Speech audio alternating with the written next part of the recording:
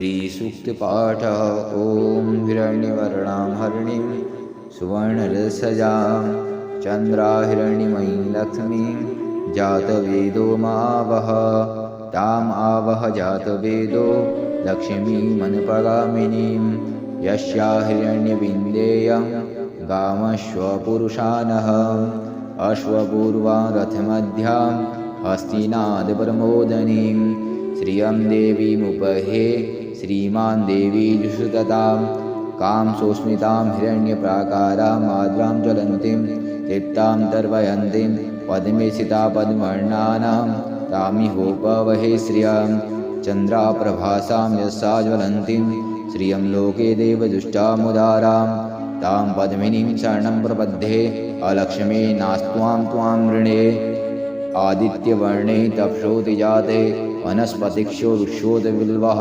फलानि तपसा नदन्तु या याश्च वा अलक्ष्मी। उपेतु मां देवी शकः कीर्तिश्च मणिनाशः।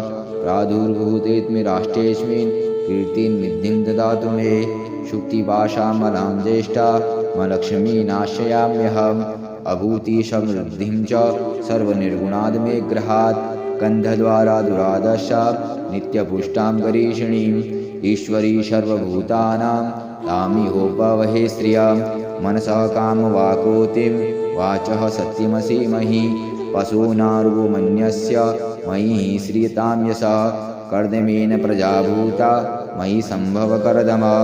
श्रियं वाशय मे कुले मातरं पद्ममालिनीम्। आपसृजन्तु सिग्नानि चिक्लितवसनि मे गृहे।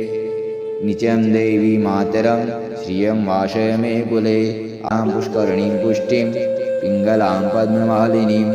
चन्द्राहिरण्यमयीं लक्ष्मी जातवेदो मावह। आर्द्रां करणीं यष्टिं सुवर्णां हेममालिनीं। सूर्याहिरण्यमयीं लक्ष्मी जातवेदो मावह। ताम् आवह जातवेदो लक्ष्मीमनुपगामिनीं। यस्या हिरण्यप्रभूतो गावो दास्योऽश्वान्विन्देयं पुरुषानः।